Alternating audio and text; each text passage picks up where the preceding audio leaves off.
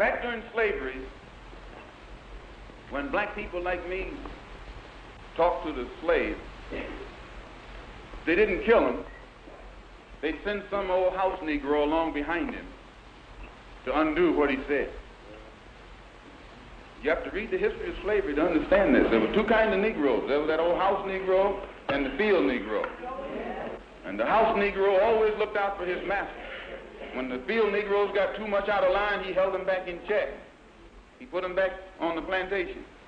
The house Negro could afford to do that because he lived better than the field Negro.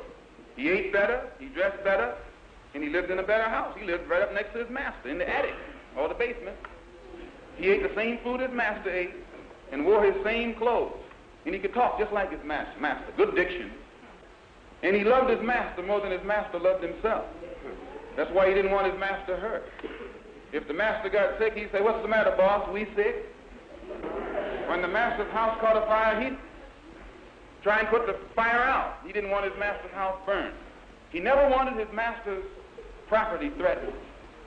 And he was more defensive of it than the master was. That was the house Negro. But then you had some field Negroes who lived in huts, had nothing to lose. They wore the worst kind of clothes, they ate the worst food, and they caught hell. They felt the sting of the lash. They hated their master. Oh, yes, they did.